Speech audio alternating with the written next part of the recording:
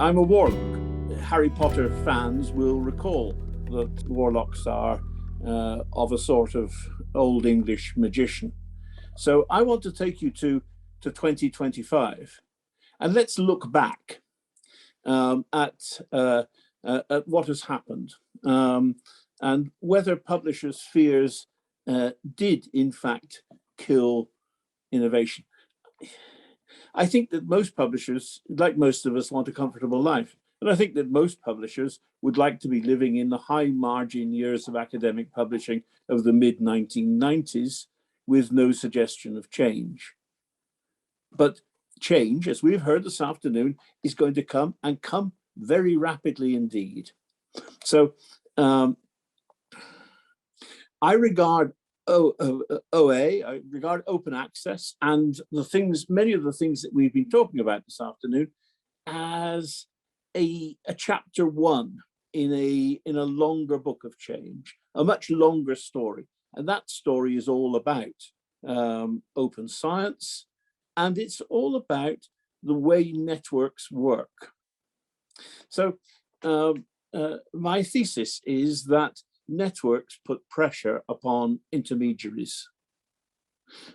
We saw this in the very early days of the web, and all sorts of retailers felt that they were going to be cut out of the system. Wholesalers were, and still are, looking at Amazon and other players as people who were destroying the supply chains that they had so carefully built up in real world commerce. So too, I think, with publishing. So I'm going to put forward, first of all, 5 theses, 5 ideas about 2025 by which we can test whether publishers' fears did indeed kill innovation. I think in 2025, almost all primary readership will be machine to machine in the first place. The readers will not be people. They will be the machine reading will digest and simplify and consolidate volumes of information, volumes of content, which are now no longer able to be handled by any individual researcher or academic. And to a great extent, new papers, new material, new ideas will be generated ex machine. That's the way you will put things together in academic discourse. So my second idea then is that the workflow and the production processes, both of research itself and of publishing, have become almost fully automated. And I want to think about that in the context of us thinking about Todd's remarks, for example, about a services and solutions business. By the time we reach 2025, that will be the business. This is not the age of content, will be something for the history books. And so we're looking at the total regeneration of the business that that publishers are following today. Indeed, I would say that we are looking at really what we've tried to describe before. We used to talk about digitalization, and now we talk about digital transformation of empty concepts, I think, largely, until a whole way of life becomes born digital. We haven't changed anything. When we talked about digitalization, all we did was take print on paper and turn it into machine readable material. That didn't change anything. It's when the processes of research become born digital and can only be done in a digital environment, and that is fast coming up to us, then we have the repercussion, which is that the way in which knowledge is transferred within the system itself becomes a totally digital environment.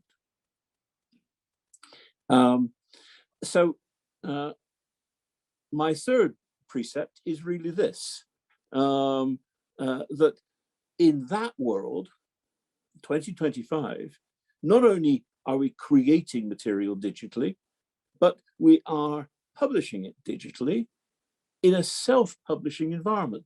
The middleman of the publisher to externalize content no longer required. So where is the services and solutions business? It is in research processes themselves. It's in things like applying AI in certain environments. It's in providing laboratory subcontracting. It's in providing all sorts of research services to the front part of the process and to the back part of the process, all types of impact and dissemination and measurement services. This becomes a new industry. My fourth precept is really this. Data will be more important than articles fairly quickly now. It seems clear to certainly to the fair and go fair movement in the data world that evidential material is already more important than the article, which they see as a summarization of results which are evident in the evidence itself. We don't need to look too far to see the reproducibility arguments going on. We don't need to look too far to see what is beginning to happen with the demand that data should be not only in a safe repository, but linked to the article. Take that one stage further, and we see then, I think, a requirement, a peer review requirement perhaps, but certainly a requirement of funders that the data should be lodged first and should be open and available. So, that is going to be a struggle for the existing publishing businesses who don't yet have a business model for loading data. And let's take that services and solutions thing one point further. It's not just a matter of loading it, but it's a matter of making it machine readable. And not just machine readable so that human beings can examine it, but indeed so that other machines can examine it. Machine-to-machine interoperability of data will become a very, very important point here.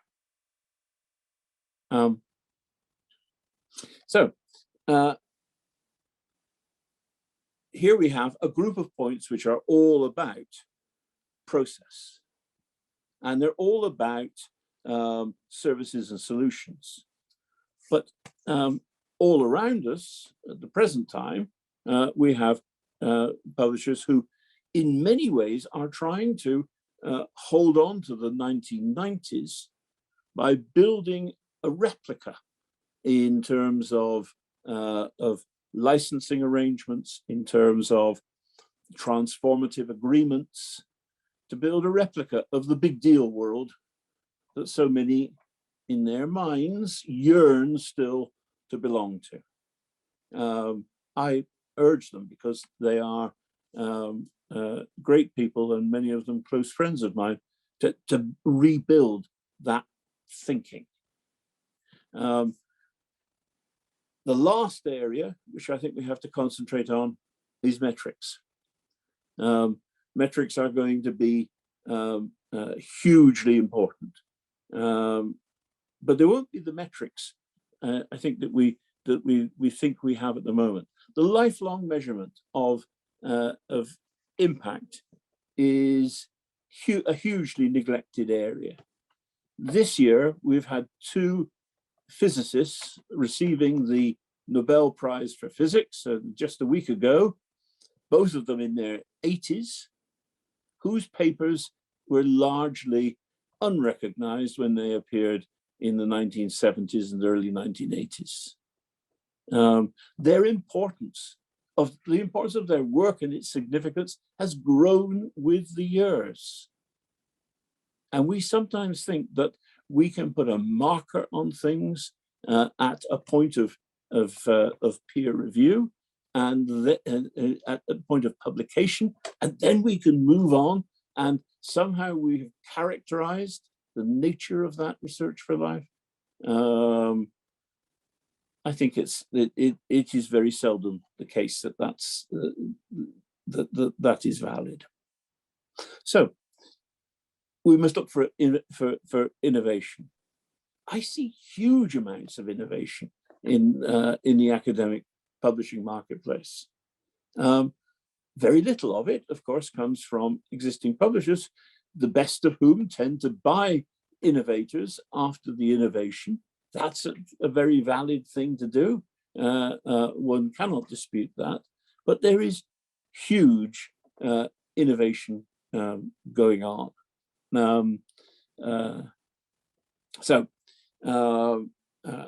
This morning, PLOS announced their new data upload policy on one of their pathogens journals, which does not allow publication without data upload being in place, in this case on Dryad. Similarly, PLOS have been pioneers in pre-registration, that open science thesis which says, actually publishing the article in one piece is not what we should be doing. We need to publish the hypothesis and the methodology quite separately from the way things, from the evidence and the conclusions. So there is a sign in the air that we may break up the article. We have people like Protocols, now supported by EBSCO, doing brilliant work in making methodologies searchable, where perhaps that area of individual searching has been neglected. We have people like Cassini and Maurissier doing huge work about getting seminars and conferences, posters available. All data which the publishing community didn't look at for a very long time. Innovation we have, but my conclusion, Hannah and Sven, would be publishers are terribly afraid of it. But if we're going to face the world of 2025, we have to embrace the fact that we're going to be working in a new business and not an existing one.